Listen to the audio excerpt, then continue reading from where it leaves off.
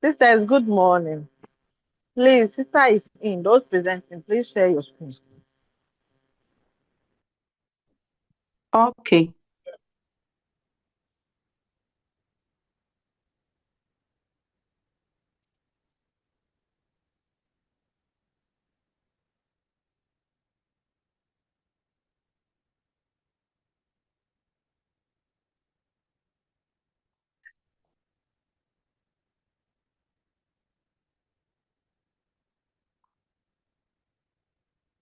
Please, can you see? Hello. No. You cannot see. We can see. Oh, okay. Good morning. Please, my name is Nafisa Rahman. We are Group 16 members, and we are presenting on imperforated genitalia or anus. Our outline, we will be looking at definition, causes, types, diagnosis, and treatments.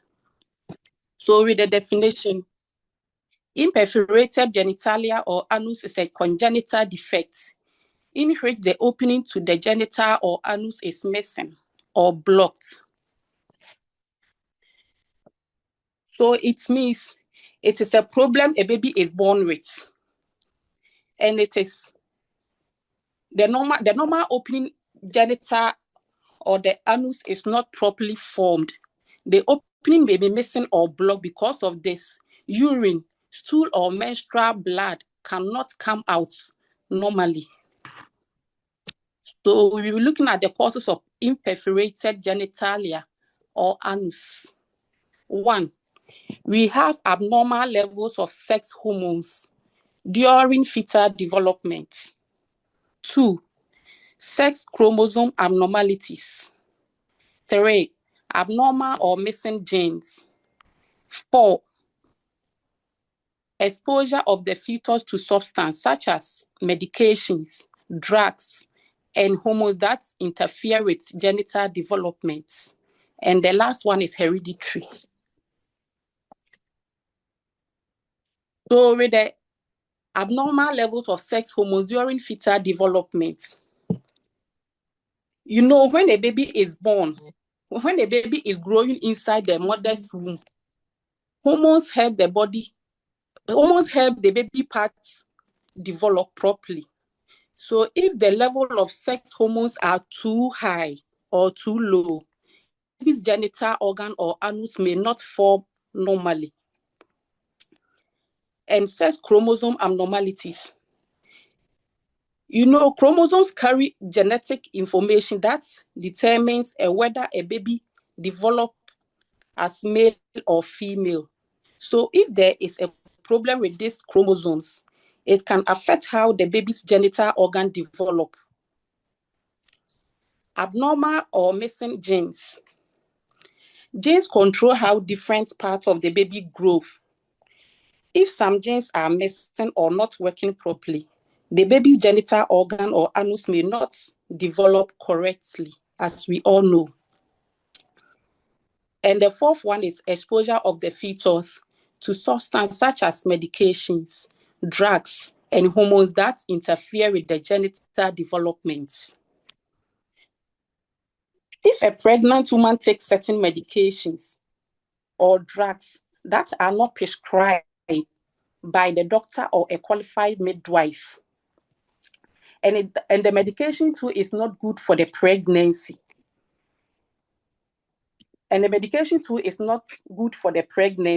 the drug is not good for the pregnancy, the woman cannot interfere with the baby's development. The drug cannot interfere with the development of the baby. So this substance may affect how the genital organ or anus form. And the last one is hereditary. Solace, put the things down. You pick baby like that. So the last one is hereditary. Sometimes the condition runs in families. So the baby may inherit certain genes from the parents that increase the chance of having this condition. So we're moving on to the types of imperforated female genitalia. 1, we have imperforated hymen. 2, labia adhesion. Sister, 3, who asked you to start? hey, sorry, madam. Hey, Please, when Anochwa said I should share my screen, so I thought when I share, I have nobody to. has even communicated with me this morning. I'm waiting till 9:30 so that most of you can join. Oh, Then we okay. start. Only for me to turn and then see that courses and all that. I'm like, but who asked you to start? Because I'm not following. I don't even know that you have started. Oh, okay. Please, I'm sorry.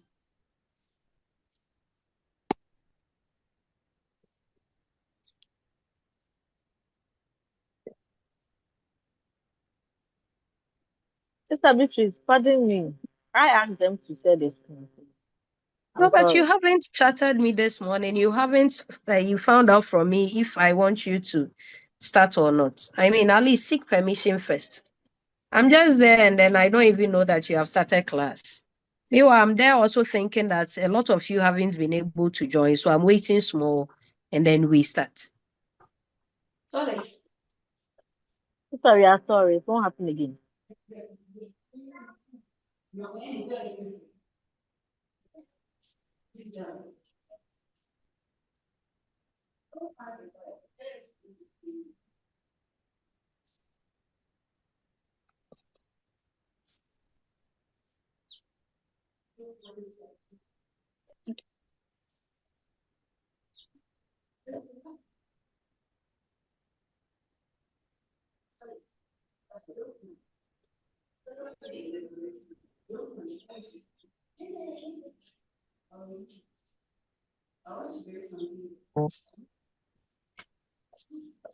You let baby carry taking ball.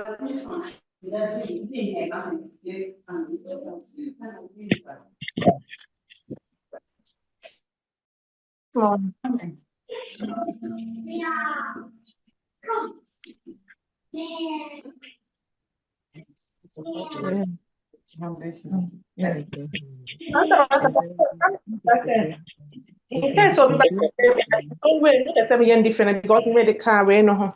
Sikana and I many so no giving sets ne canula ni different. Okay. Your clients, which your clients? For sure, no. So I don't know which you but that have man in you. Or I have a dream about Hey, Sister Fun Elizabeth.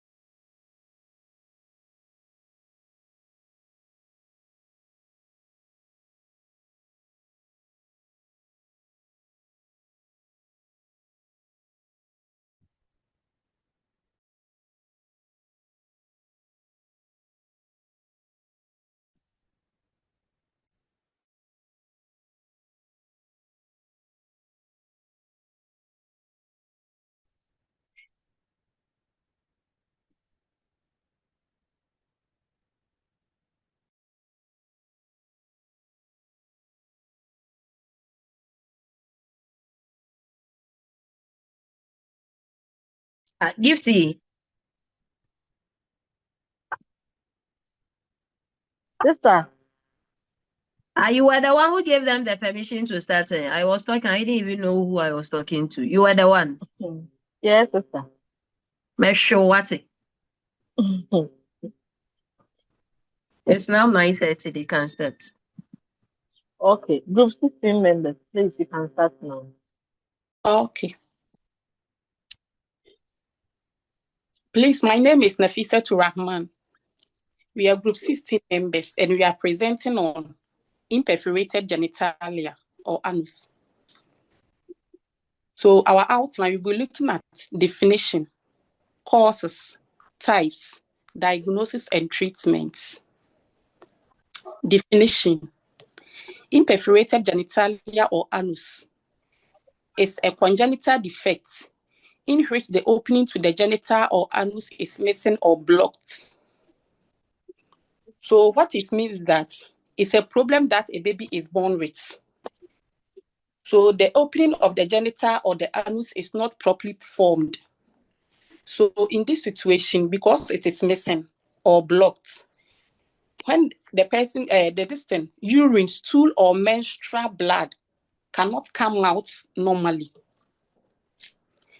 Causes of imperforated genitalia or anus.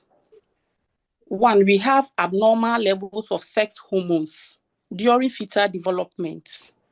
2, sex chromosome abnormalities.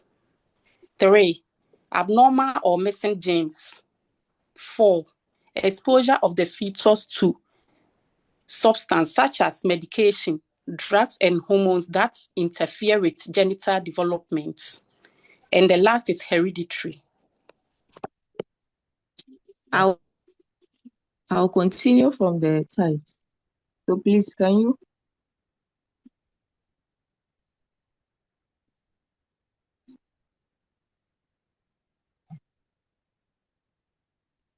So my name is Anani Ankama Comfort. So I'm taking the types of imperforated female genitalia. We have imperforated hymen. So this is where the hymen is completely covering the vagina or blocking menstrual flow. And we have labia adhesions. So this is a situation whereby the labia minora or the majora is sticking together or partially completed, covering the vagina opening. And we have extra genitalia organ. So into bracket, a duplication of abnormalities. So this is a situation whereby you see that the person has 2 vagina, or in some cases they will say double uterus. And then the 4th one is genitalia organ joining together. So this is an abnormality whereby the organ will infuse together. And then we have the last one, a missing or shortened vagina. So some people, in some cases, the vagina is closed, so they don't have a vagina unless they do vaginoplasty for them. So a colleague could take from.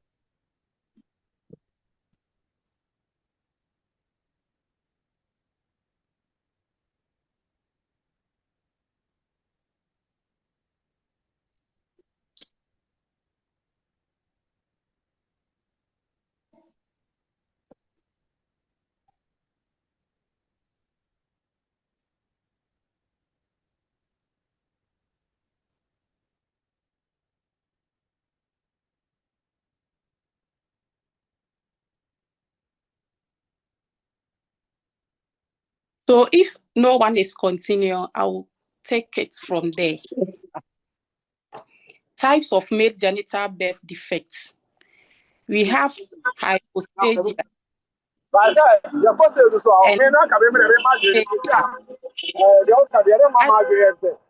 wrong.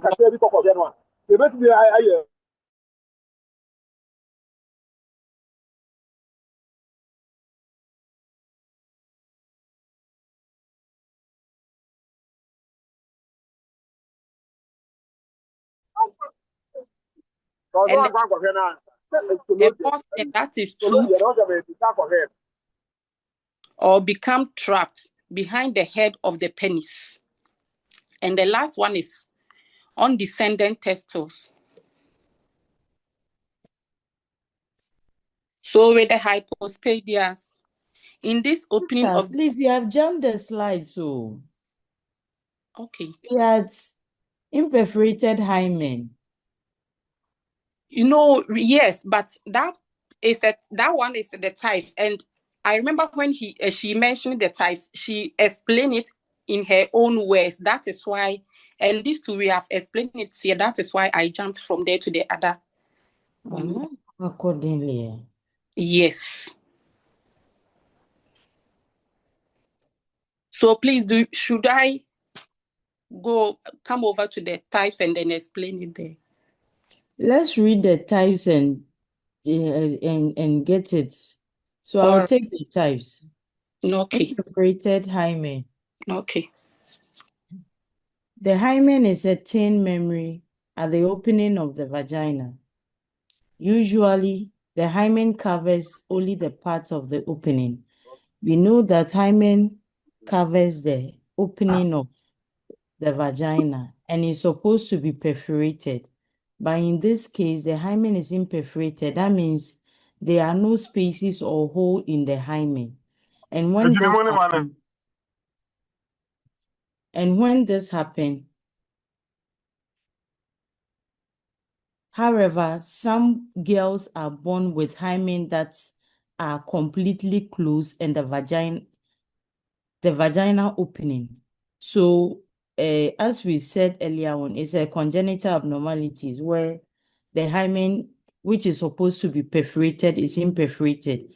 So the hymens are closed. Sometimes the problem is not detected and repaired when the girls are young.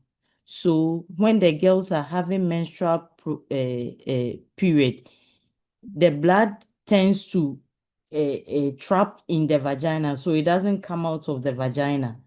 Instead of it coming from the perforated holes during menstrual period, the blood is rather trapped in the vagina. So here they said the blood cannot come out. In such cases, the girls may have abdominal pain because menstrual blood is trapped in the vagina. So when the menstrual blood is trapped in the vagina, it causes abdominal pain for a period. Next slide.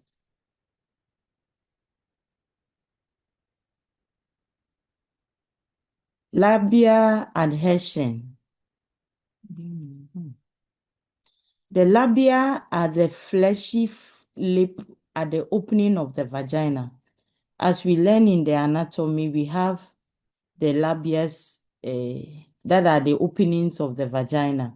So we have the labia majora, minora. So they said they are the fleshy lip at the opening of the vagina. The labia adhesions are when the lip of the vagina are stick together. So if you look at the anatomical view of the vagina or the vulva, we will see that the labia minora and the majora, they are not adhered. That means they have not come together. There are spaces in it. But in this condition, the labia majora and the minoras, they are adhered to each other. As the picture dictates, you see that the two labias are stick together. These adhesions typically occur in childhood, usually when girls are around 2 years, but may develop later or earlier in the days. So in this time, after 2 years or before 2 years, you can see the vagina of the child that they adhere together. Labia adhesion usually do not cause symptoms and frequently go away spontaneously. There are no symptoms to it, but frequently they go out spontaneously. Adhesion that do not cause symptoms should still be surgically operated before puberty.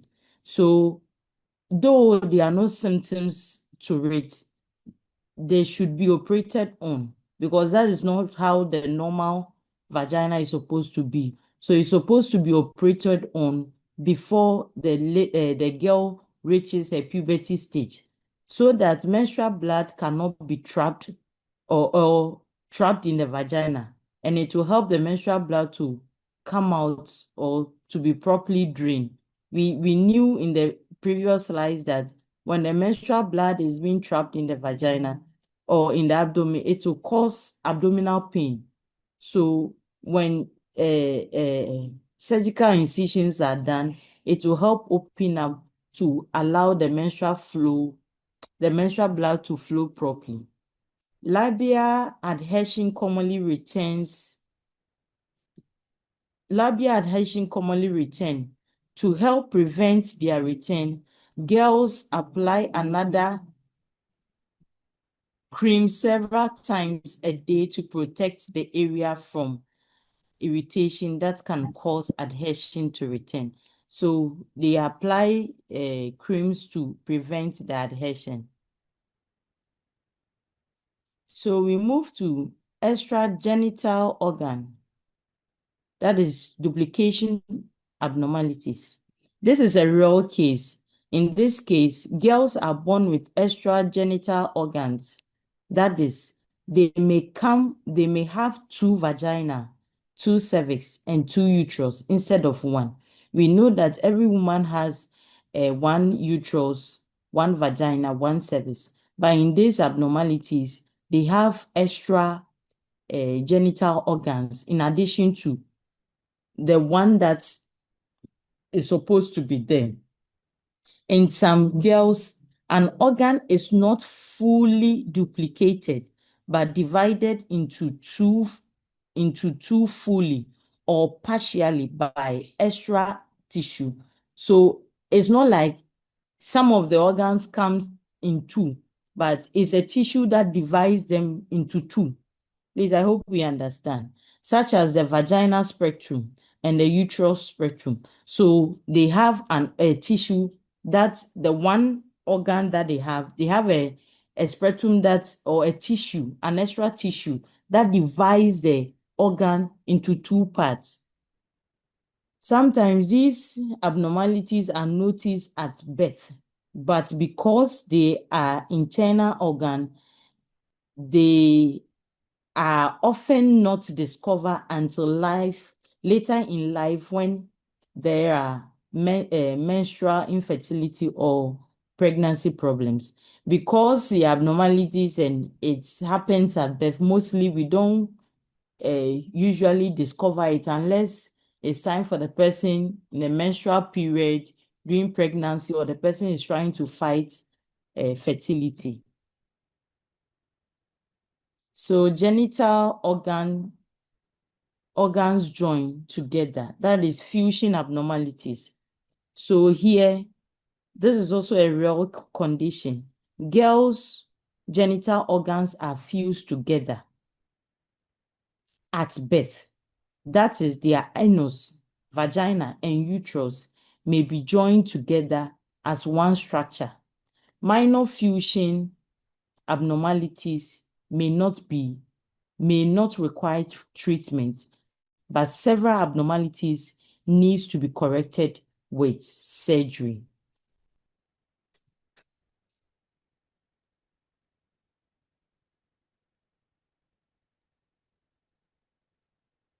So missing or shortened vagina.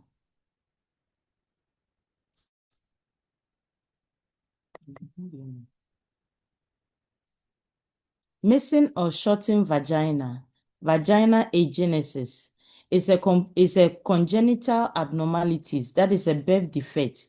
It happens when a fetus vagina does not develop properly in the uterus. Either the part or all parts are missing.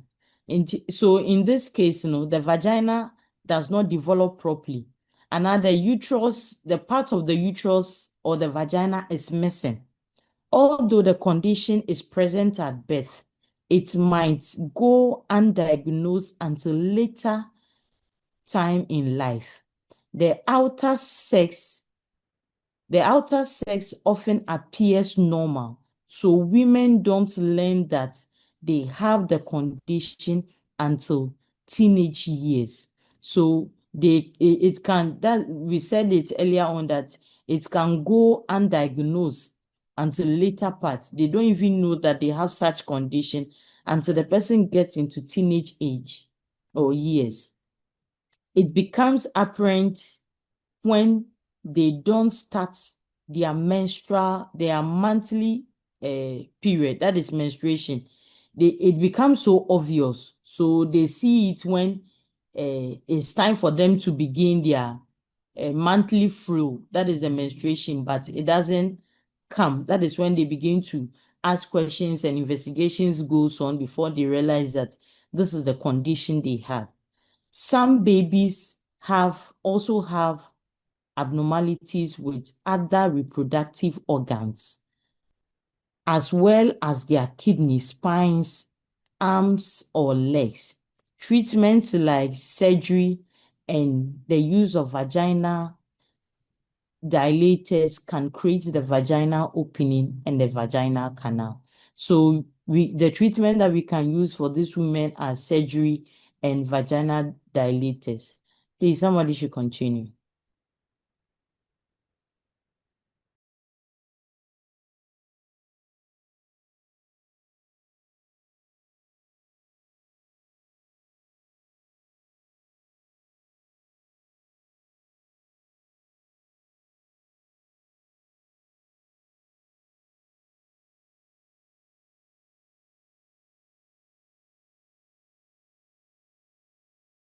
The type Please, of... Please continue. please, I'm Fatima Adams. I'm continuing from where my sister stops. Types of male genitalia, birth defect. We have hypospadia and epispadia, which is the urethra opening in wrong places. We have microphallus, usually small penis. We have abnormal curvature of the penis, which is CODeL. And we have a foreskin that is too tight, phimosis, or becomes trapped behind the head of the penis, paraphimosis. And we have undescended testes, which is cryptorchidism. We are now explaining the hypospadia. The hypospadia, it is the opening of the urethra. Urethra is on the underside of the penis. It is divided into 3 types. For this one, we know that the urethra opening of the penis is supposed to be at the center of the tip. But this one, it is under the center of this thing, under the top, yes, behind the top of the skin, on the tip. We have a mild hypospadia. The opening is located just below the normal position on the tip of the penis. We have moderate hypospadia. The opening is located somewhere on the shaft of the penis. And we have severe hypospadia. The opening may be located in the scrotum or between the scrotum and the anus.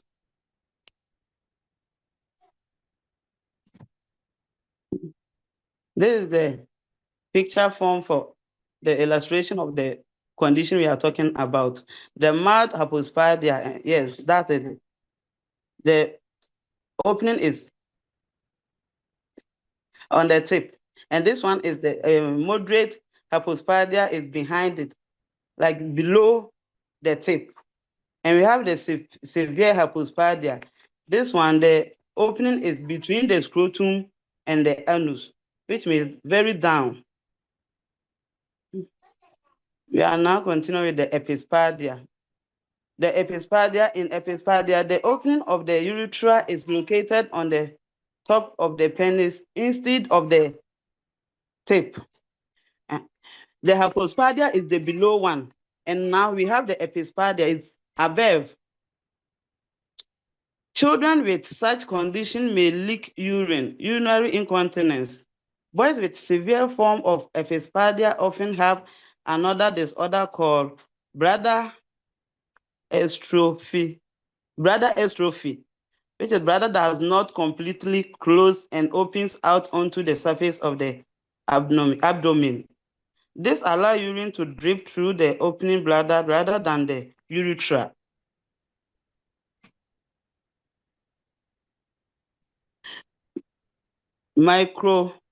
Microphallus, small penis. Some boys have an unusually small penis. This defect is called micropenis or microphallus. Sometimes micropenis occurs in boys who do not have enough of male hormone testosterone. Boys who do not have enough of this hormone are given supplement of testosterone. Please, someone should continue for me.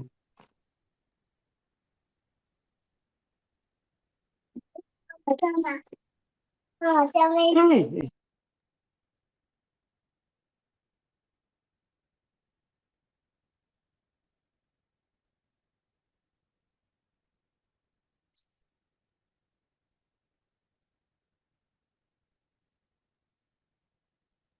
Wamiana.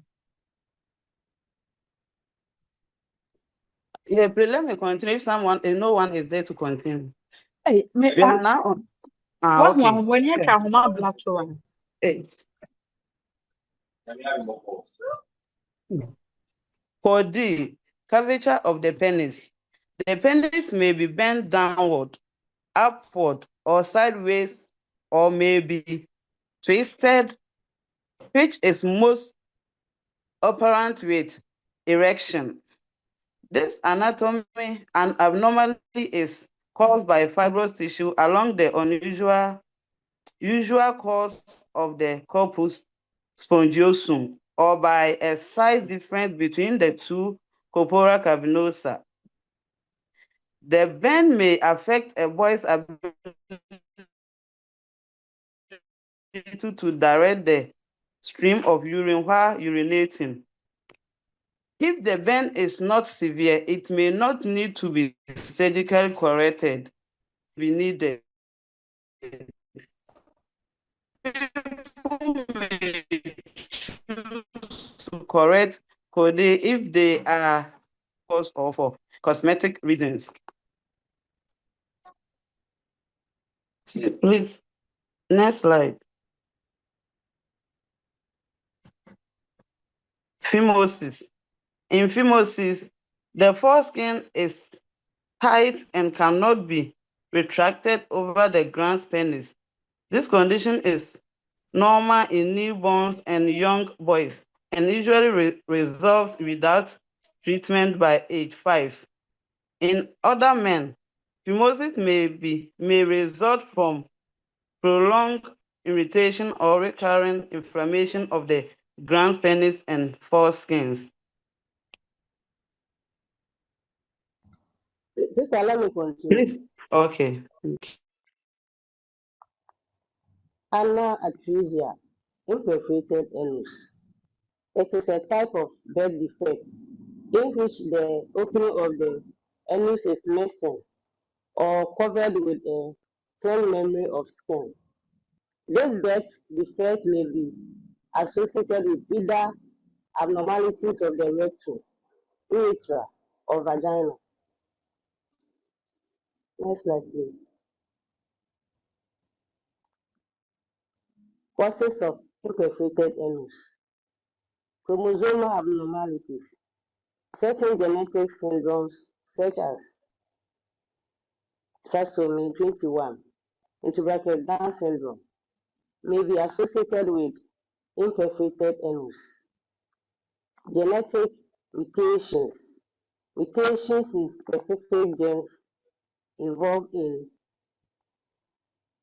anorectal development can lead to this condition. Maternal health.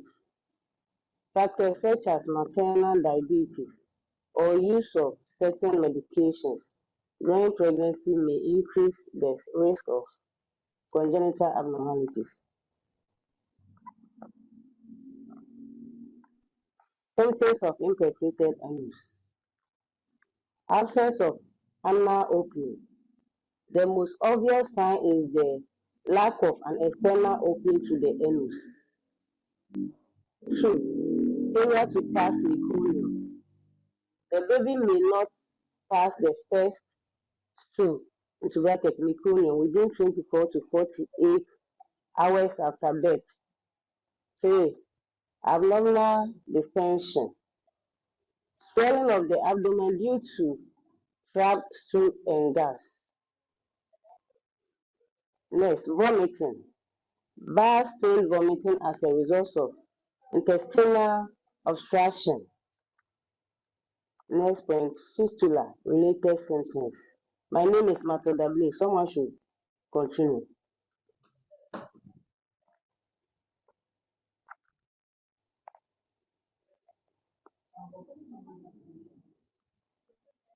Okay, if no one is there, I continue. Types of imperforated anus.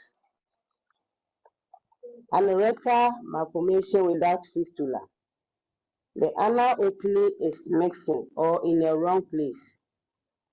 Rectal atresia and stenosis.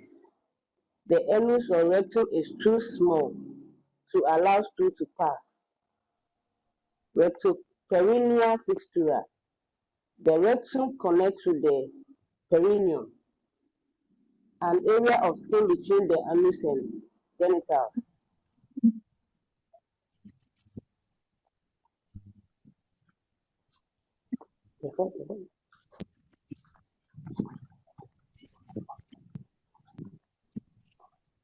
Group 16.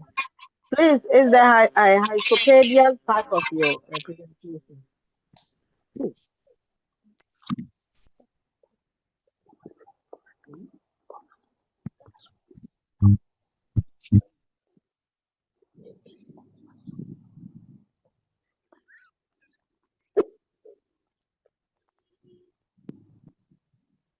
Please, next slide.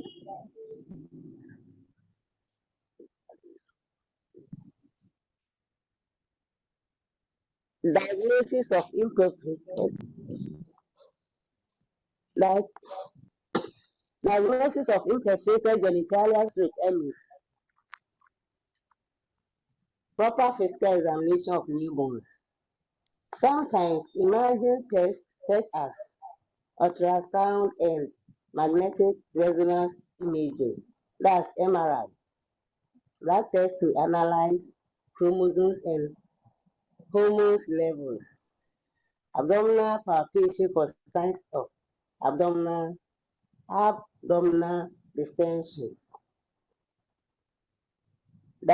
Treatment, surgery. Some minor details do not need surgery. There is a temporary procedure for anal anesthesia called a colostomy. In this colostomy, Rafisa, Yes. please, which group is presenting? Group 16. Your topic. Imperforated In this genitalia or procedure, anus. the surgeon makes Okay. a hole.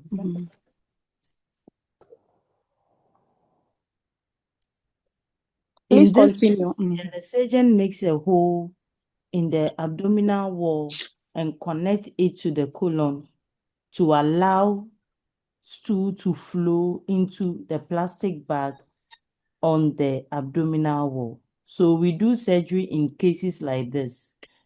And because the anus is perforated, the surgeon will make a hole in the abdominal wall and connect it to a plastic bag so that it will aid the person's anus to function properly.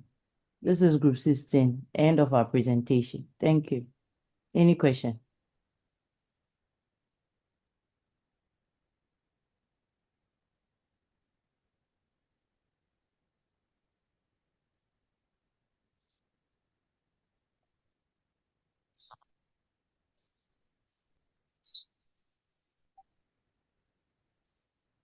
Sisters, please, do you have questions for them? No, sister. Yes, please. Please go on. Okay, so when they were presenting, my name is Aisha Mustafa. Please, when they were presenting, they made mention of microphallus, and they said in correcting that condition, we mostly give hormone testosterone. So my question is, can't we give aphrodisiacs if we want to increase the length of the penis, or it's not allowed? Go 16, please, your question. Please answer them.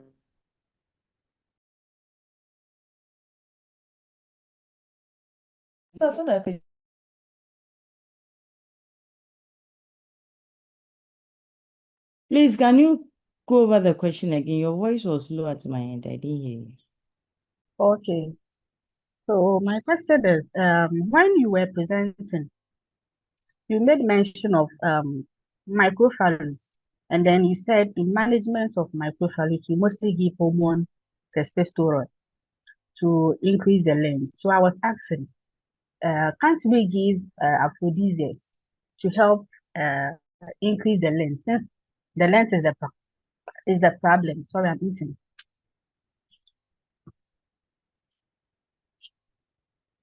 Aphrodisia, if I stand to be corrected, but aphrodisia cannot solve the problem of the length of the penis.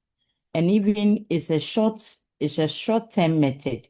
So if you do the surgical procedure, I think it's a long-lasting method instead of the aphrodisia. I don't know whether I've answered you, please.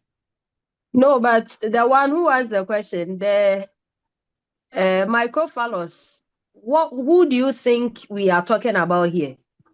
To go to this, suggest aphrodisiacs. Sister baby, but in case we don't see it early, it can progress to teenage. Please, we are sticking to newborn. Please allow the group to breathe. Thank you.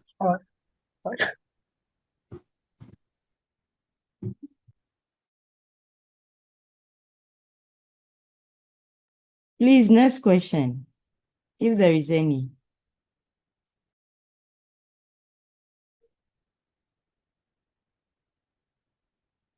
Georgina Jamina, we are listening. I'm on next one in this gathering.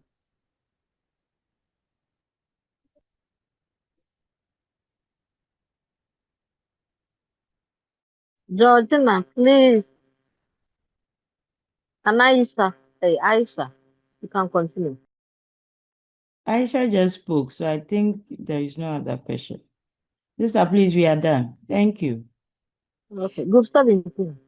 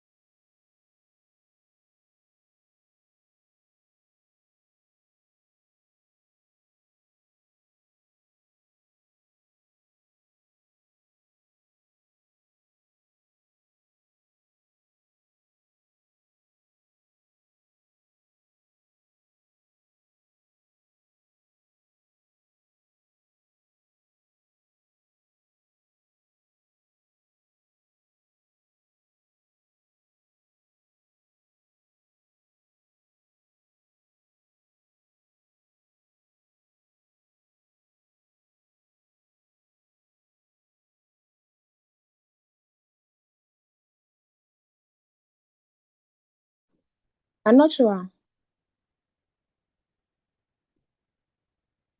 Hello. Yes, Christy. Please, group 17, we presented last week. Oh. How come?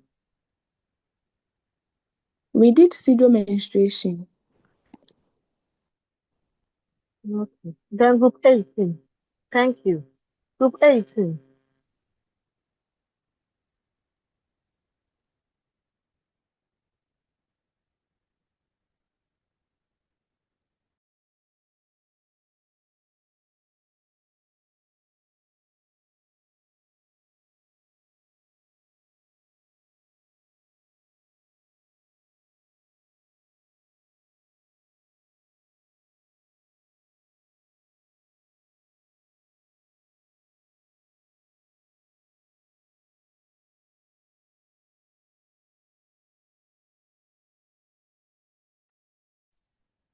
Group 18 members, please, we are waiting.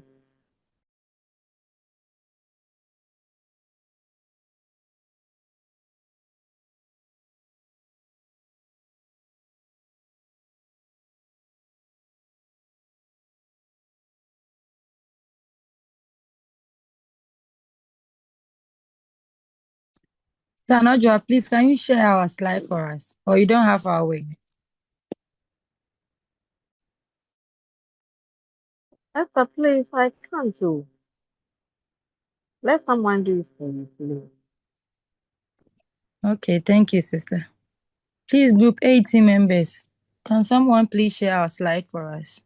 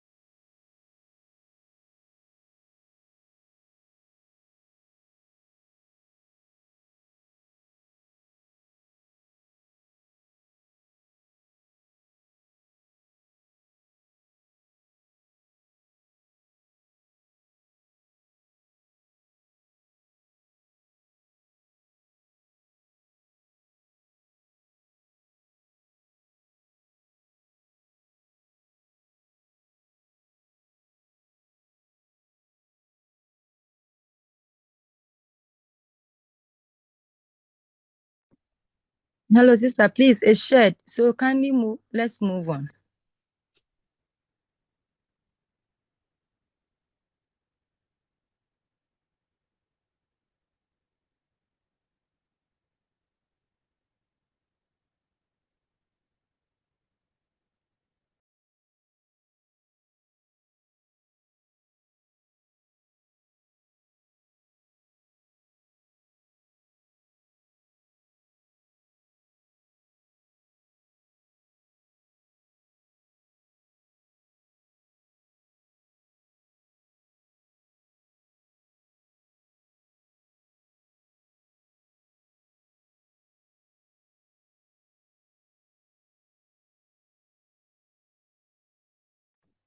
Hello, sister Sewa Menyampon.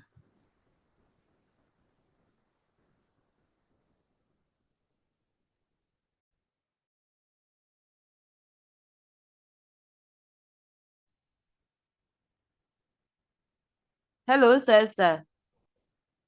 Please, we can see the slide though. Can we start? I'm not in the group. I just share it for them so they can start. And then please move on for us. We only see the midwifery practice 2 on the screen. Can you please scroll for us? All right, thank you so much. Okay.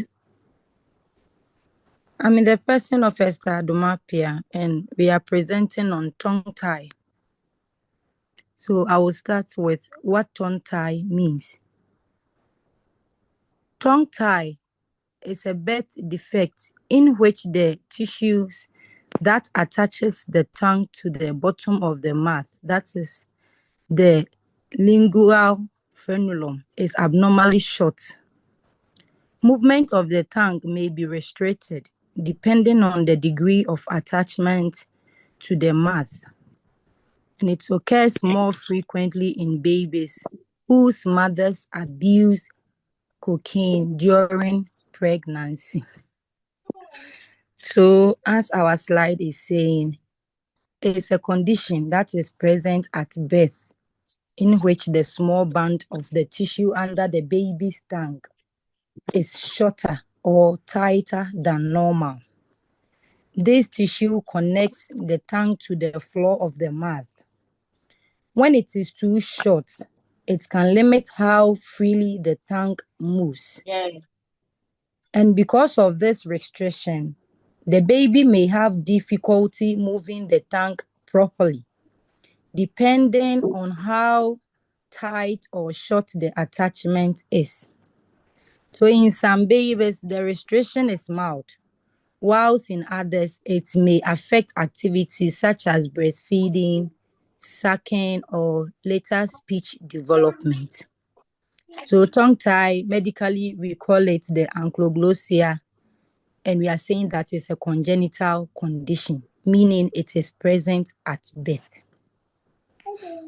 Okay, please can we move? Okay, so that is the lingual frenulum that we were talking about. We saying that it is the tissue under the baby's tongue. That's lingual frenulum. That is what we are actually talking about. Please kindly move on. All right, thank you. So with the tongue tie, we have classifications. We have with the anatomical, we will go with type 1. I'm coming on.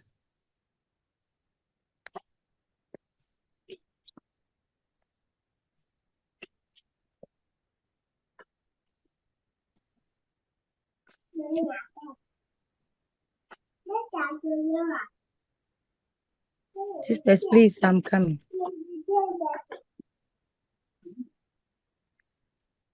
Okay, so with the type 1, the frenulum attaches to tip of tongue in front of the alveoli ridge in low lip sulcus. And with the type 2, I wanted to elaborate more on the type 1.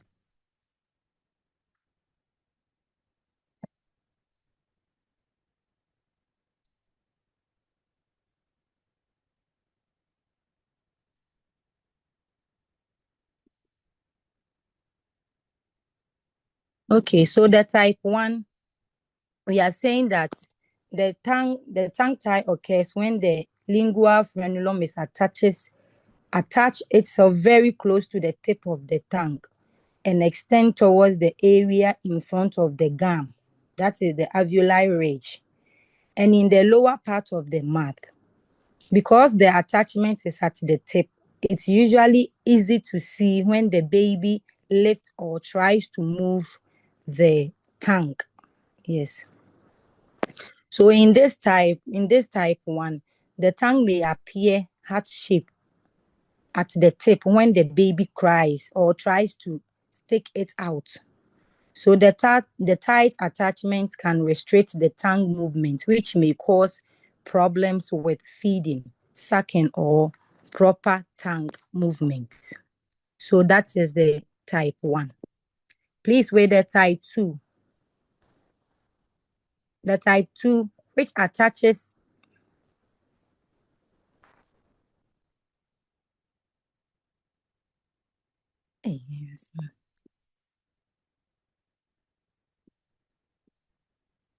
Please wait the type 2.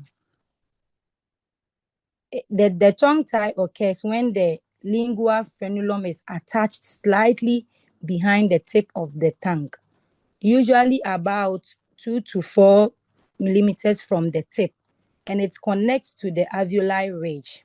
That is the gum area of the lower gum.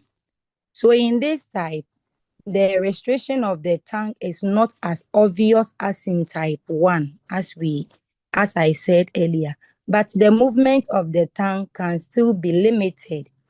Because of this limited movement, Some babies may experience difficulty breastfeeding, sucking effectively, or moving the tongue freely.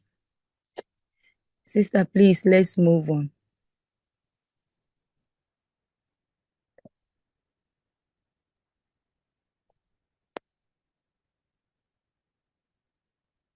Hello, sister, please, let's move on. Okay, we are continuing with the classification. We have the type 3, and we are saying that the type 3, it attaches to the mid-tongue and the middle of the floor of the mouth, usually tighter and less elastic. We are also saying that the tip of the tongue may appear heart-shaped.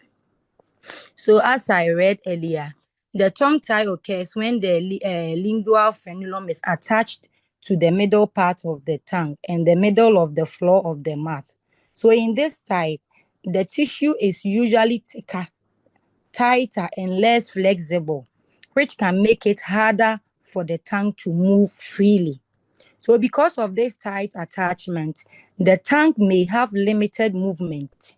And when the baby tries to lift or stick out the tongue, the tip may look heart-shaped, as I said earlier. So these restrictions can sometimes cause difficulty with breastfeeding, sucking, and other tongue movement.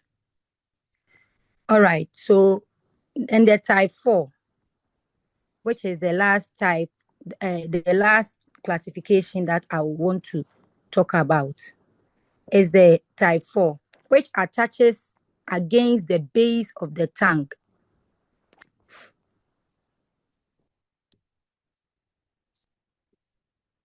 It attaches to the base of the tongue. The base of the tongue is shiny and it is very elastic. So with the type 4 tongue tie, we are saying that it occurs when the lingual frenulum is attached deep at the base of the tongue and the floor of the mouth. So in this type, the tissue is usually tight, very tight and shiny, and it is very inelastic, meaning it does not stretch easily. Unlike other types, this forms of tongue tie is often less visible because the attachment is deeper under the tongue, and it can still restrict the movement of the tongue, which may lead to problems such as difficulty with the breastfeeding, sucking, or proper tongue movement. Thank you. Please, my other colleagues will continue from here. Okay, so if, please, someone wants to continue, I should continue with it.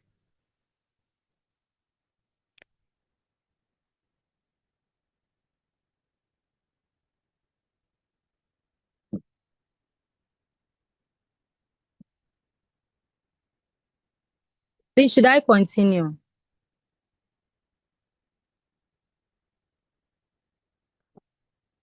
Okay, so please, I'm continuing with the symptoms of the tongue tie.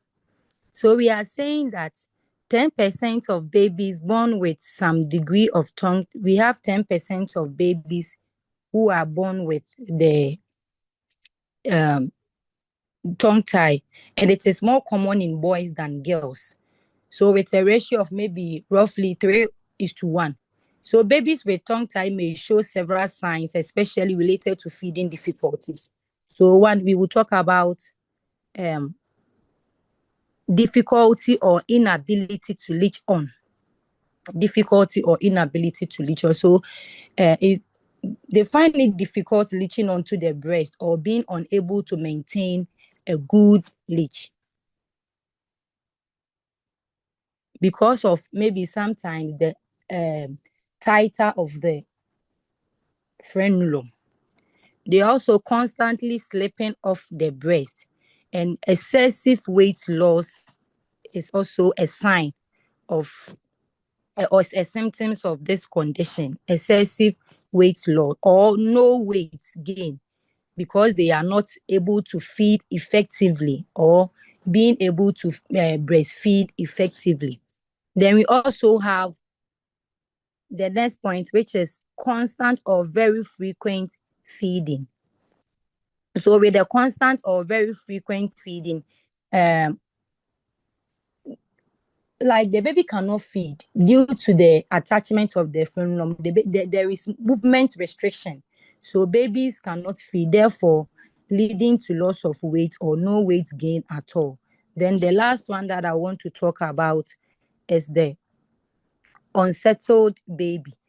In the unsettled baby or fashy behavior due to hunger or frustration. So the baby is not being able to breastfeed or suckle the breast milk will cause the baby to be unsettled.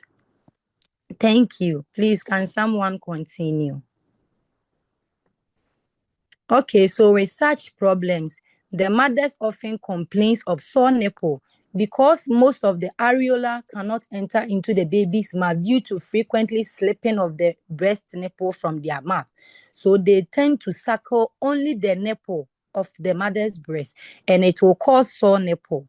And also, as the nipple becomes sore, it will bring pain because there will be presence of lacerations or maybe bruises around the nipples. Therefore, the mother will feel pain, engorgement or mastitis because the baby is not able to breastfeed very well or breastfeed effectively. The breast milk will like accumulate in the breast, causing breast engorgement and even leading to mastitis. Yes, and also poor milk supply. We all know that as the baby suckles, it sends signals to the hypothalamus for the hypothalamus to also send signals to the pituitary glands to release prolactin for milk production. So if the baby is not breastfeeding very well for this process to be done, the breast milk will not be enough because there will be no signal sending to the hypothalamus for the pituitary gland to also release prolactin for the milk production. So there will be poor milk supply in this situation. Thank you. So that is the tongue tie that we are talking about. That is it. A baby with a tongue tie. So with this, the baby cannot suckle, and due to that, all these that we are talking about could happen.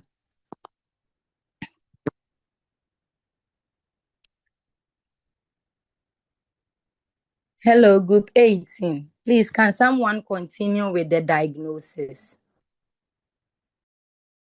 Hello. Hello, please, you can continue. Thank you. Okay, please, I'm Kunedi Jennifer. I'll be taking up from the diagnosis.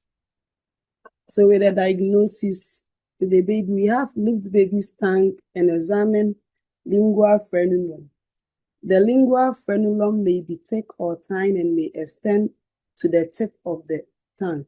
So with the diagnosis, you have to lift the baby's tongue, as I've said earlier, to be able to examine if the frenulum is either thick or thin, so that it will be able to help you to know what to do for the baby. Then you have to measure the strength of the baby's sac by inserting a finger into the baby's mouth and noting how hard she sucks on it. So you put your hand under the baby's tongue, and once the hand is placed under the baby's tongue, you see that the baby will start to suck on your fingers, and this will help you to know if the baby is able to suck well or not. Then you weigh the baby and determine whether he or she weighs less than expected. So you do a weight monitoring tool for the baby. If the baby is feeding well, it will help you to know by the weight. You'll be able to know it. So you have to do a weight monitoring to also determine if the baby weighs more than expected. Then you ask whether the mother has sore nipples, and you watch as the mother feed the baby and see how well the baby latches and also sucks on the mother's breast. Please, can you? So another test for you to be able to diagnose the baby with tongue tie, we have lactation consultants. So if primarily having breast difficulties, it may be able to help teach the mother how to assist her baby in latching on and sucking effectively. So you have to do a lactation consult, and if the baby is sucking and you see that the baby is having any difficulties in sucking or latching on the mother's breast, this will help you to know how to teach the mother and how to assist the mother to help the baby to be able to suck effectively on the mother's breast. Then we have speech therapists. And with this speech therapist, if there is a speech problems, it will help you to rule out, is it the tongue tie that is causing the speech problem, or is it other condition that is causing the baby unable to speak well? So with a speech therapist, that one will help you to be able to rule out if there is any other condition that is causing the speech problem. So that's with the diagnosis. So we are moving on to the management. With the management, we have the conservative management and the division of the tongue tie. So with the conservative management, we have breastfeeding advice and counseling. So as we were talking about it on the diagnosis side, you have to counsel the mother on how to breastfeed the baby. And if there is any advice that you need to give to the mother, you have to do it. And with the division of the tongue tie, feeding state that this procedure can improve breast. So with this one, with the division of the tongue tie, like we've noticed, you know that if the tongue is able to, that tongue tie is being released, it will aid the baby to be able to feed well. So one randomized control trial compared division of tongue tie with 48 hours of intensive support from a lactation consultant. And 95%, that's 19 to 20 of babies had improved breastfeeding 48 hours after tongue tie division. So they did a research, and with the research, they compared those who have undergone that procedure, and they realized that with those who has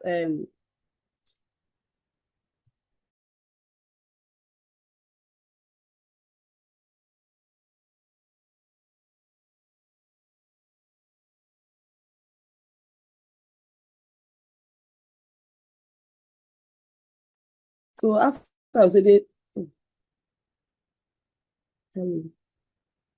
please can you hear me?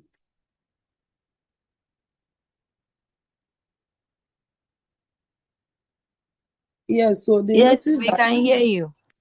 people or babies who have undergone this tongue tie division, they are able to breastfeed well, or their breastfeeding is improved after 48 hours after the division. So that was the research that was done. Please, so you can move on.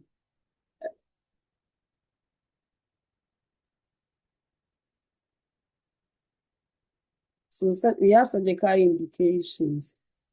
What will make you a baby undergo this surgical procedures or this tongue tie removal?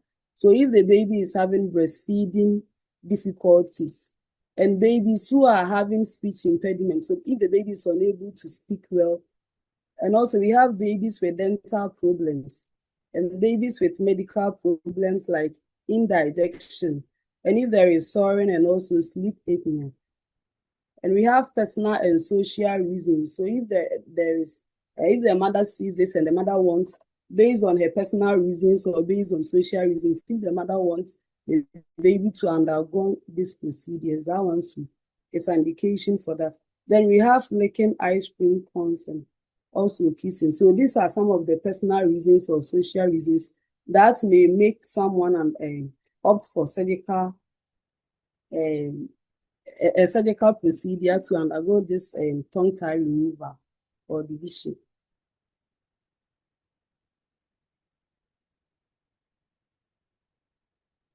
Appropriate age for surgery. Controversial. Some aspects believe that surgery should be done before speech problems develop, and others also believe that surgery should be delayed until the child is 4 years old and should be done only on children with speech difficulties. But delaying surgery may result in the child needing speech therapy after surgery to correct any altered speech patterns. So with the controversial, as we are saying, so that some people believe that people who undergo the people who are going to have this surgery should be done before they start speaking. And others also believe that the surgery should also delay, that they should delay the surgery until the child is 4 years old. And it should be done only when we notice that the child is having some speaking difficulties. And they are saying that with delaying of the surgery, it may result in the child needing a speech therapy. That's if the surgery delayed. And after the surgery, to correct any altered speech patterns. So that's the controversials in the age for appropriate age for surgery. Then we have surgery options. So we have frenotomy. And with the frenotomy, that one is done to, it's a quick surgical procedure that is done to treat the tongue tie. And it is done by cutting the tie restriction. That's the lingual frenulum. We do that one to cut that one. And it's a quick surgical procedure. So with this one, you don't need any anesthetic. And also there is no suturing. But with the frenectomy, that one, because it's a total removal of the tissues or the lingual tissues, we have to, a local or general anesthetic is used. And also sutures are also placed. And we have a Z-plasty, and that one is more complex. And also sutures is also placed.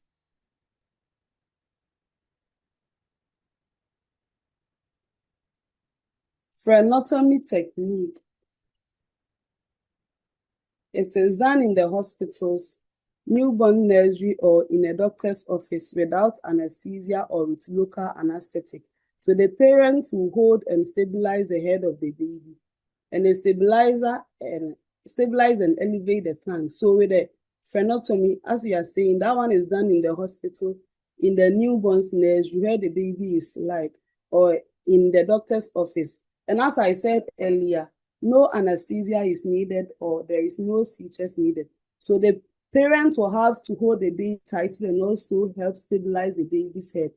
And as the head is being stabilized, you try to elevate the tongue and clip center of the frenulum, that's 1 centimeter. The frenulum is poorly vascularized.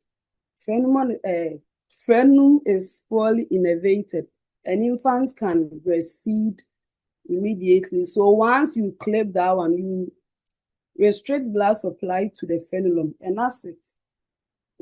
You say it becomes innervated, and the infant can be able to feed immediately after the procedure.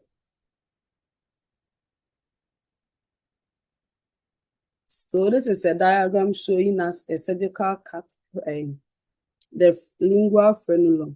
So during a frenotomy to repair tongue tie, the doctor clips or cuts the lingual frenulum. The frenulum is the tissue that attaches the tongue to the floor of the mouth. So most babies don't need stitches afterwards.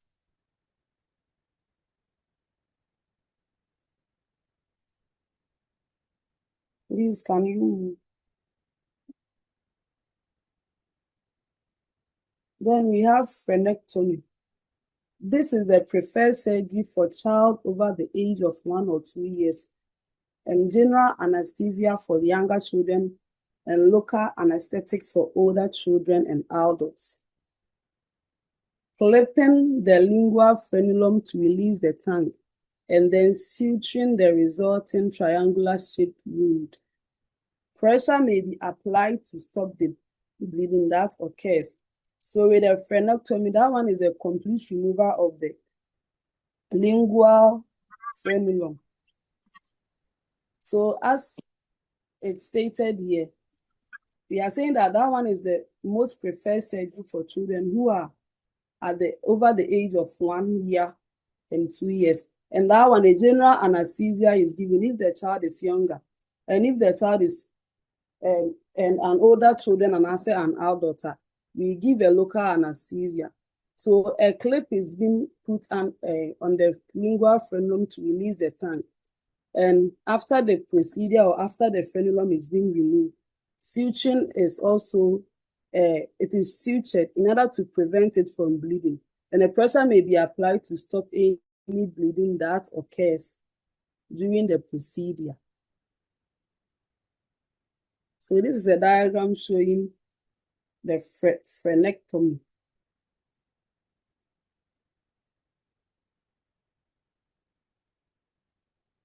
And the yellow portion is the area of the area where the incision was made.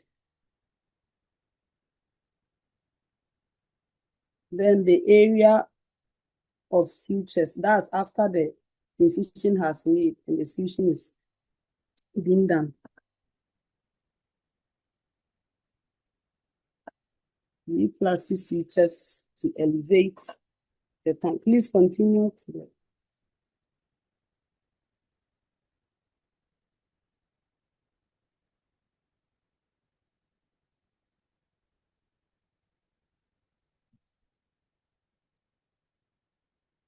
okay, so things to remember. All babies should have had vitamin K administered at birth or at least 1 day prior to the procedure. Post-operatively, babies will require a period of observation for at least 4 hours. So before you start the procedure, you have to give the babies vitamin K. And as we know that vitamin K helps in clotting of blood. So prior to the procedure or a day before the procedure, you have to provide or give those babies vitamin K. And post-operatively, you have to also monitor them for at least 4 hours. And as premature infants should have longer observation period in view of the increased risks of apnea. So babies who were premature then has passed that prematurity stage, like they've passed 38 weeks, 37 weeks going. So those babies, after the procedures, we have to do close observation because they are at increased risks of apnea. So we have to do a close observation for them. And paracetamol may be given as needed. So if you see that the baby is having high temperature, you have to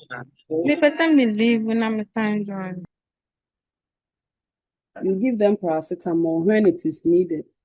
If mothers are hepatitis C positive, breastfeeding should be postponed until the wound has healed, because most those mothers with hepatitis B, mostly they have this cracked nipples and breast sores. So in order for us to prevent blood-to-blood transmission to the baby, you have to make sure that those mothers with hepatitis C or those mothers who have been tested positive to hepatitis C, you prevent or you stop breastfeeding until the wound is healed before you let them continue breastfeeding the child. Complications: infection at the site, and there is excessive bleeding. So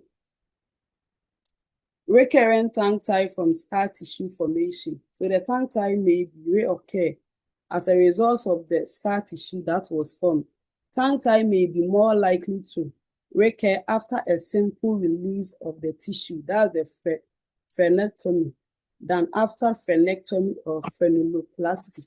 So with babies who undergo this frenectomy, because that one is a simple release of the tissue, they are more likely, the tongue tie is more likely to reoccur than those who have undergone frenectomy, which is the complete removal of the tissue.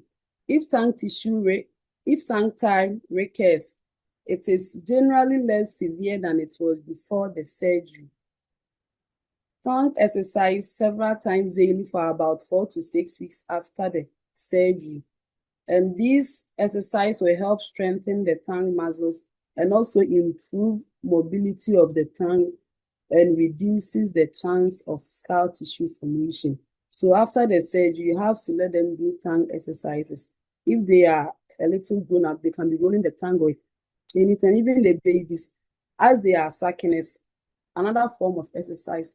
So as they do that, it helps to strengthen the tongue muscle and also helps to improve the mobility of the tongue and reduces the chance of the scar tissue being formed.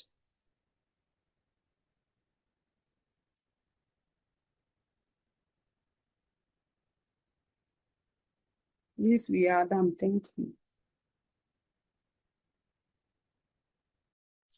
Please, any questions for them?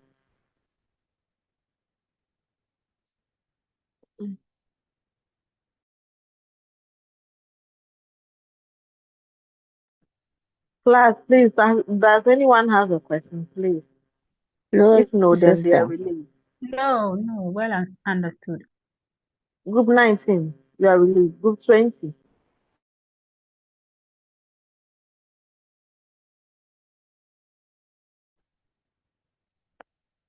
Please, it Sister, was please, group 18 should which group 20. presented, so it's not group 9.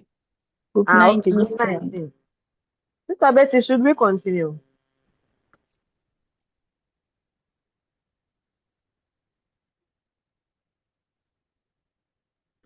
Okay, group 17, please. Sister says, show the video of the procedure.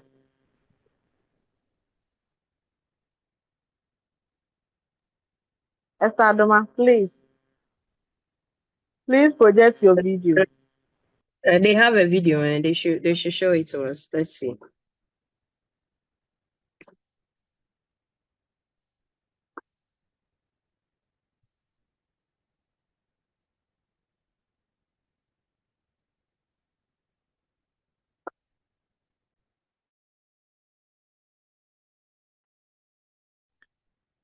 Please, do you have the video? Hello, Sister Nochua. Please, we don't have any video. Okay. But if you want us to provide a video, maybe we will do that next week, God willing. No, okay. Then you are released. All right. Thank you, sis. The next group. Next group. Okay, group 19. The sister who said she was going to project for us, please, we are waiting for you.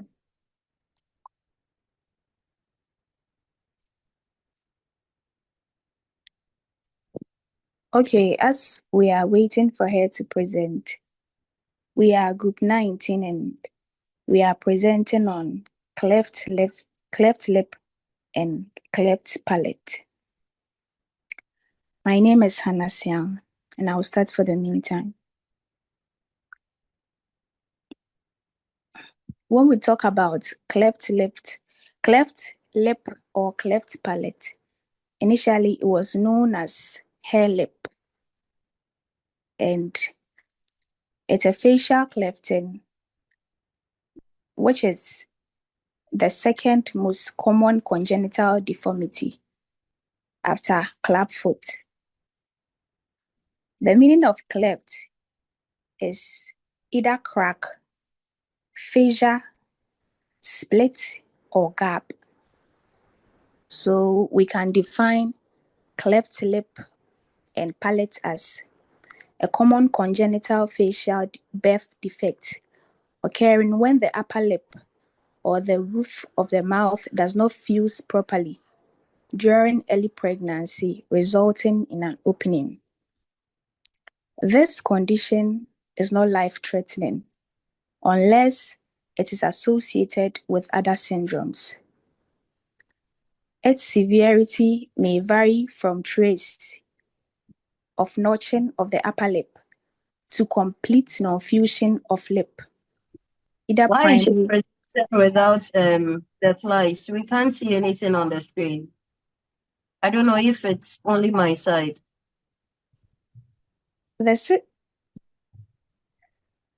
One of our group members is supposed to project it here, but I don't know why. You can't do an abstract presentation for us, so we need it. We need the slides.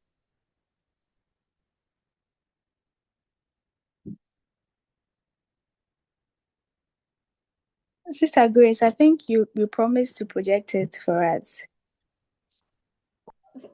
Sister Nochua, please, can you project it for us? I'm doing it, but it's not going through.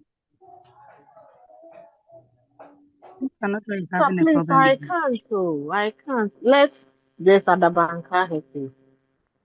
Please, I'm trying, but I can't share it. I don't know the reason why. Please.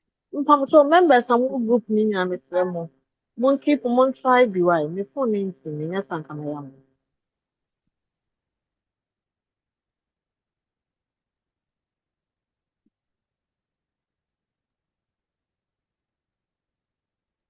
I'm trying to share it, but I don't know.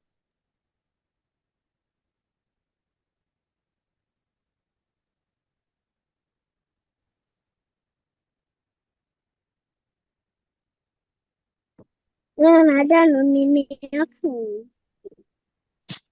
Ada no afu. Ma, ada no mini afu. Mami, mami.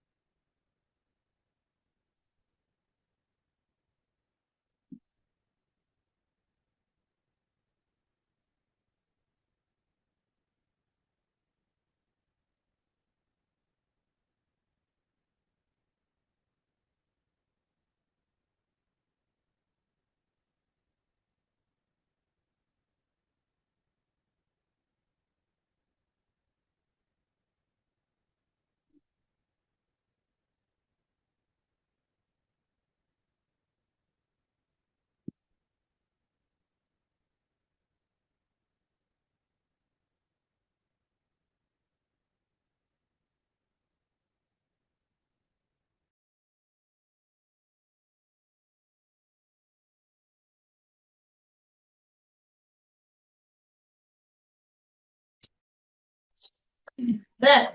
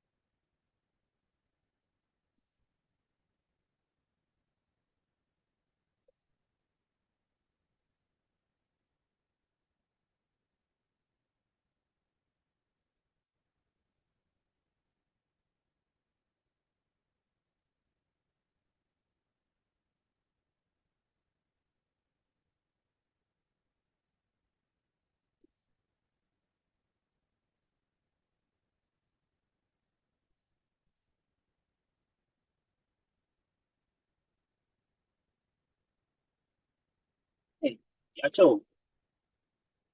That's what you can do. Oh, Well, now there's some to be around myself. I don't traffic anymore. Oh,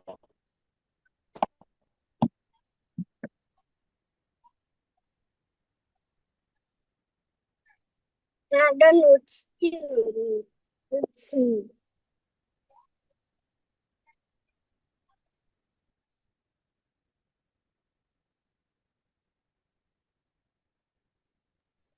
Sisters, please, we are still waiting. No.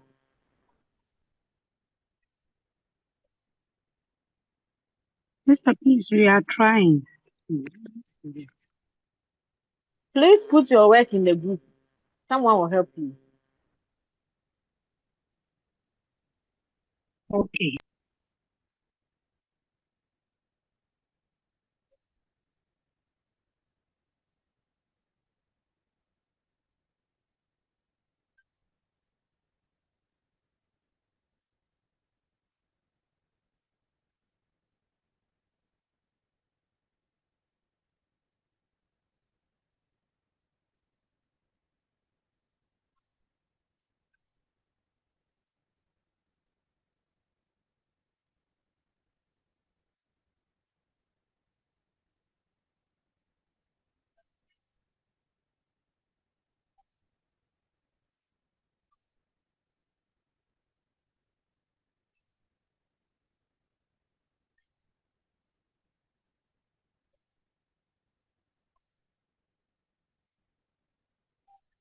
Please, it's in the group, so somebody should help us.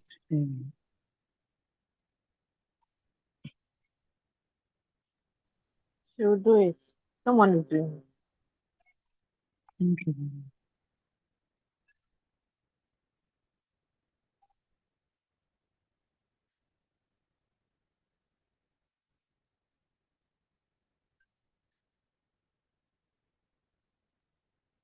Okay, thank you very much, sister.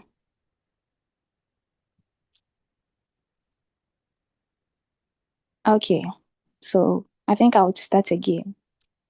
We are group 19 and we are presenting on cleft lip and cleft palate. My name is Hannah Siam. So when we talk about cleft lip, initially it was known as hair lip. So facial clefting is the second most common congenital deformity after clubfoot. The meaning of cleft is either a crack, fissure, split, or a gap. Therefore, the meaning of cleft lip and palate is a common congenital facial birth defect which occurs when the upper lip or the roof of the mouth does not fuse properly during early pregnancy, resulting in an opening. This condition is not life-threatening unless it's associated with other syndromes. The severity may vary from trace of notching of upper lip to severe. The severity may vary from trace of notching of upper lip to complete non-fusion of the lip, either primary or secondary plate. When we talk about the incidence, it affects 1 in 700 live births. 25% are bilateral, and 85% are associated with cleft palate. In the year 2013, a study was conducted at Konfanochi Teaching Hospital. This study found out that 35% of mothers affected with cleft conditions. Hey. Sister, please, someone is...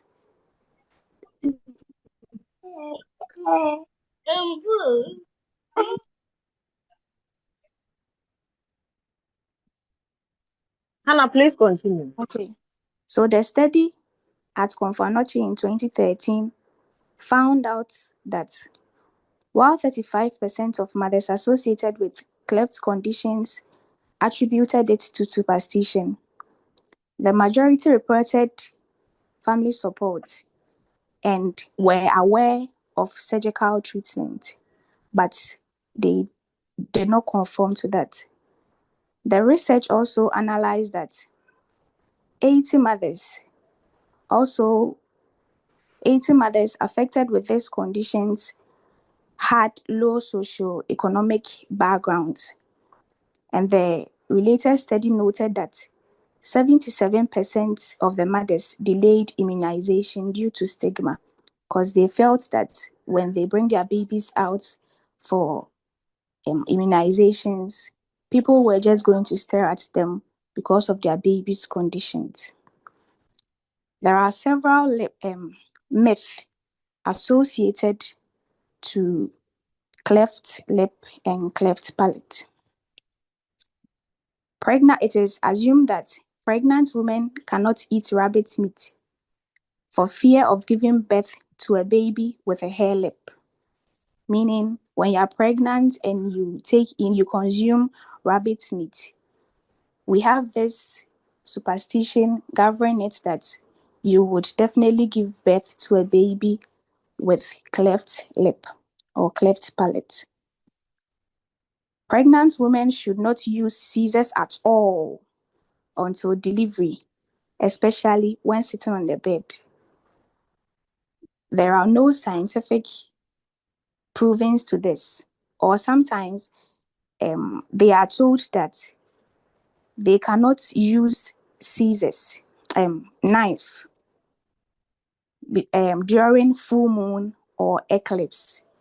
This can also cause cleft lip, of which has no evidence basing that assumptions. And also, in the outside Ghana, in the Yoruba communities, they also believe that parents that clap, the clap is an acronym for, it's an acronym for,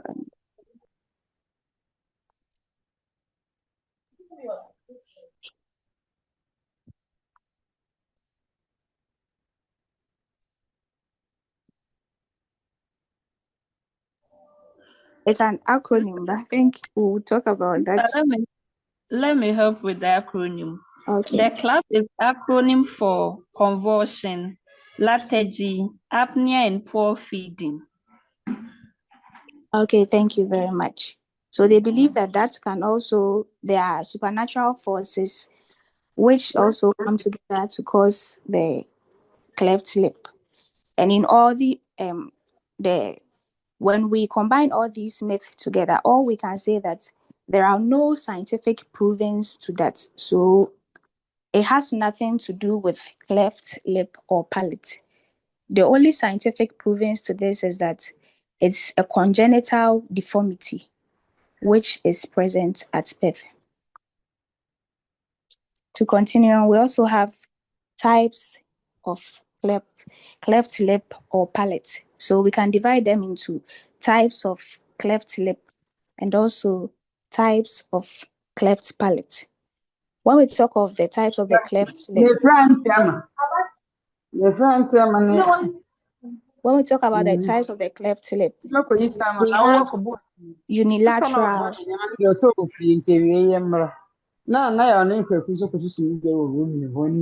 We have unilateral, bilateral, incomplete, and complete cleft lip. So the unilateral affects one side of the upper lip.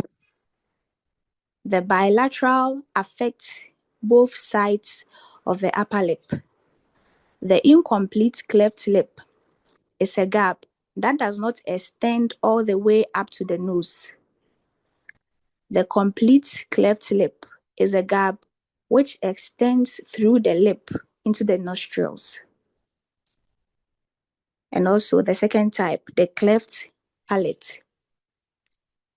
When we talk of the cleft palate too, we have complete cleft palate and incomplete cleft palate, which affects the soft and the hard palate. When we are to differentiate between the soft and the hard palate, the hard palate is the one which is immediately behind our teeth. When you use your tongue to check from the roof of your mouth, you find out that the hard palate is in front, just behind your teeth, and it feels hard. When you use your tongue on it, it feels hard. And the soft palate is the one behind the hard palate that is getting into your throat. That one also feels a little bit softer than the hard palate. That one also feels a little bit soft than the hard palate. So the complete cleft palate involves both the hard and the soft palate. The incomplete cleft palate only affects the soft palate. So from our slides here, we also have some notes to also back it up, that it occurs when the palate or the roof of the mouth contains an opening.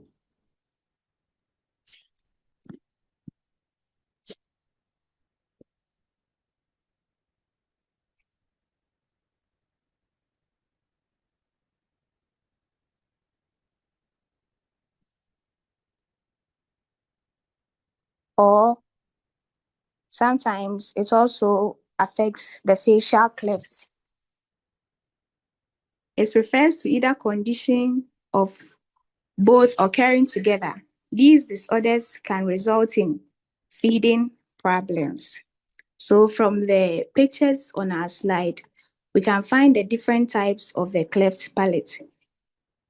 The first image shows the unilateral cleft lip, which is just a single gap between the lip, which is not extending into the nostrils. But with the next two images, we can find out that the gap extends deep or upwards into the nostrils of the baby. And the images below that also shows both the complete and incomplete cleft palate. So sometimes you can even find out that the whole palate, which is the root of the baby's mouth, is not even there, as shown in the images there. And the image below that also shows pictures of cleft lip. So the first image shows a normal baby who do not have a cleft lip or cleft palate. It shows the front view of the baby having a normal face and a normal palate.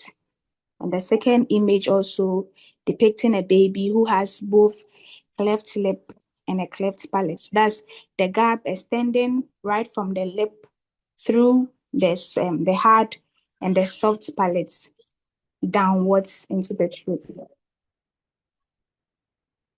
We move on to the development of the cleft lip and cleft palate. The upper lip is formed by two medial nasal processes and the two maxillary processes.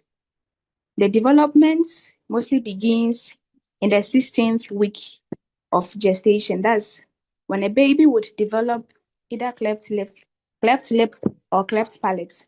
It mostly begins during the 16th week of gestation in utero. Thank you. Someone will continue from the causes and the risk factors.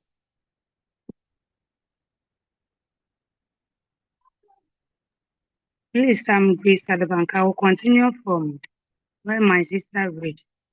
I'll continue with the causes and the risk factor. The first causes of cleft lip and the palate is the genetic influence. Genetic influence, that's the family history. So we realize that this condition, we can inherit it from our parents. Yes. And the second one is the maternal health. That's the obesity. We know that if someone is severely obese or if the weight is abnormal, it can give the person is at risk of giving birth to this condition, cleft lip or palate. And diabetic people, they can also give birth to cleft lip and the palate. Or folic acid deficiency during pregnancy. We know the importance of folic acid taking. So if a pregnant woman refuses to take this folic acid during pregnancy, the person is at risk of giving birth to cleft palate or lip. And another one is the environmental factors. Environmental factors like smoking, diet, alcohol use, or certain medication during pregnancy. We know that the pregnant woman cannot take some of the drugs. When they take it, they can cause deformity during pregnancy. So we advise pregnant women that they shouldn't take drugs by their own during pregnancy. They should, wherever they are sick, they should go to hospital for the treatment. Please, let's continue with the difference. We have diagrams showing the symptoms and the symptoms of the cleft palate and lip. This is the diagram showing. The first one is the symptoms. This is the diagram. Although the diagrams are not clear. The first one and the second one. This one, you can see that the mouth, the diagram is not clear, so don't think we can see it. So please, let's continue with it. Next slide. Thank you. Please, we are now on the clinical impact. The clinical impact, that there's the problem that the baby will find out, or you find out that the baby is having this problem because of the cleft lip and the palate. The first one is feeding problem. Feeding problems, difficult with suction in the cleft palate, seizes, nasal reflex, weak suction, and weak swallowing. Since there is problem in the mouth, the baby will find it difficult to suck the breast. So normally we use a tube to feed those babies. So it's advisable for us to feed baby with this cleft palate and lip because of the problem in the mouth, they can't suck the breast milk. And the next one is speech Varopharyngeal dysfunction can lead to hypernasal speech because of the problem in the pharynx. The baby will find it difficult to speak unless they do operation or they correct it. It's the person will find it difficult to speak well as the baby is growing. Next one is hearing. Hearing, increased risk of chronic ear infection. Yes, because of the problem, the baby is at risk of infection. The infection can pass through the nose, even the mouth, and destroy the function of the hearing. And we have dental problem, malformed or disparate teeth, especially near the cleft side, impact teeth, poor oral hygiene, excessive air intake during feeding. Since the baby is having problem in the mouth and the ears, even when the baby is grown up, the baby will find it difficult to chew or swallow something.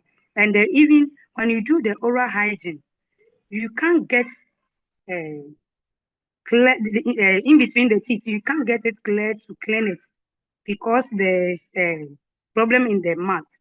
So when you try to do oral hygiene, you will find it difficult to do it nicely. And next one is ear problems, recurrent middle ear infection.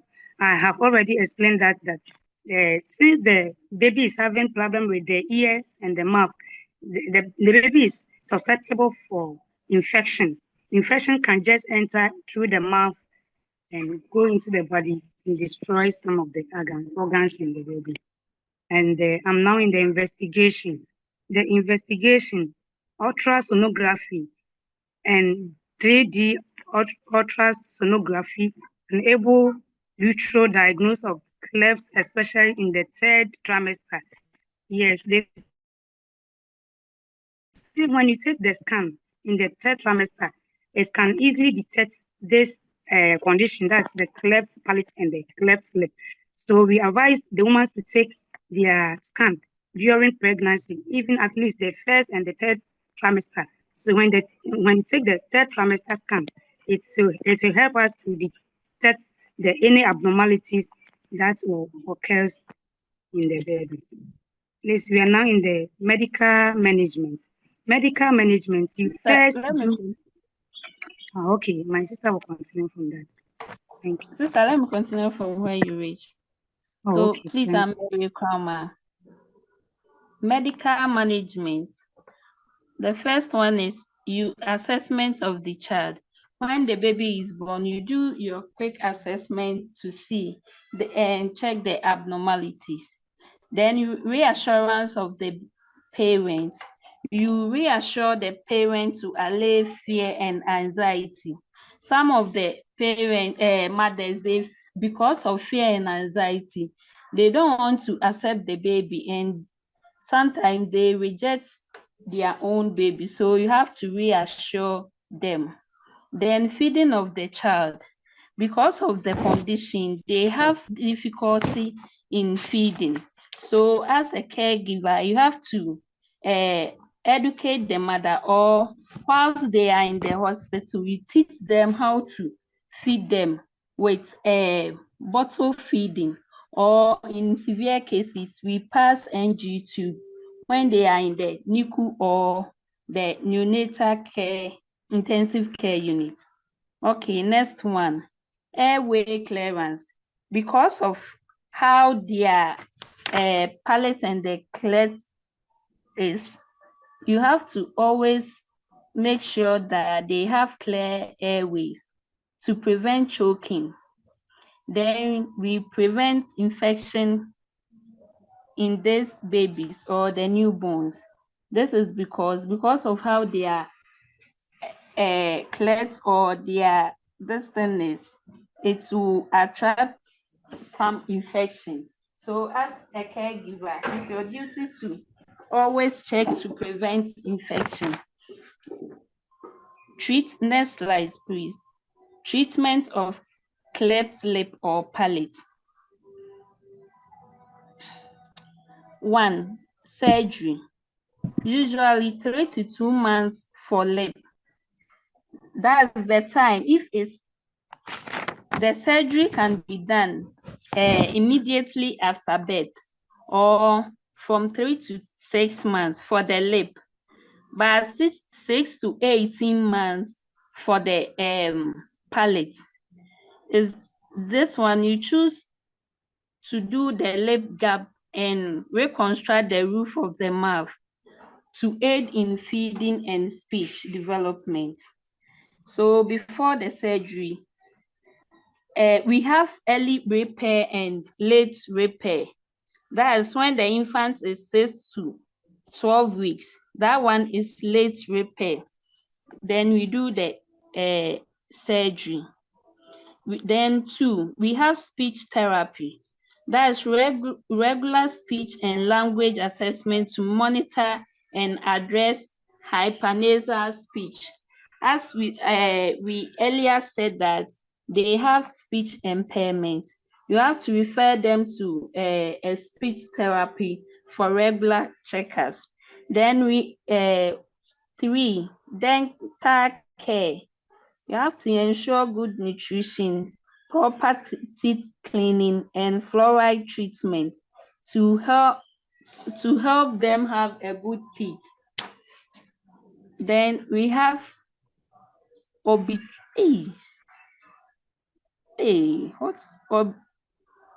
arbitration of by bone. Bone cleft is placed across the alveolus soon after infant orthopedics to stabilize the position segments. So it's a procedure that they do for them after surgery. Thank you.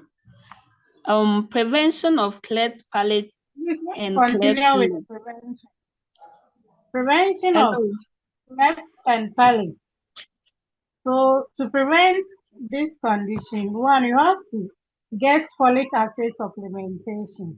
That's consuming folic acid before and during early pregnancy is one of the most effective measures to reduce the risk of cleft. Preconception care and counseling. A pre-pregnancy checkup helps ensure the mother is healthy.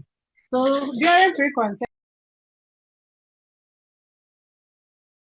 she's supposed to do medication.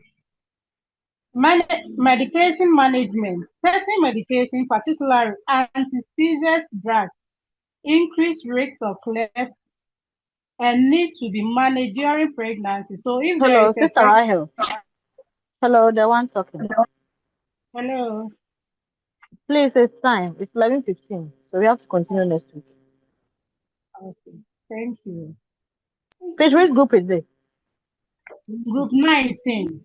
Group Okay, so 19. next week we'll continue. All right. Thank you. Okay, Sister thank you. Betty, we are done. All right, so enjoy your day next week. Bye.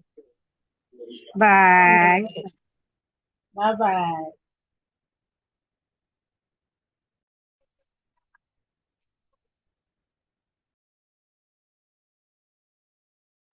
Sister, please, I forgot to say something. Sister Betty. Yeah, Gifty. Sister, please, when would we have the midterm? Oh, okay. So I want to do an official mid-sem for you. I'll fuse it into your end of sem. So the end of sem, yes, end of sem, you do a pathograph and then hands-on practicals. So we will use the pathograph for the mid-sem and then the hands-on for the end of sem. Do you get it? So I get it, but I'm still confused. Oh. I get it. So the photograph will be for the next time. You come backstage. Come backstage. Okay. Come to WhatsApp. Okay. Class, please, we are done.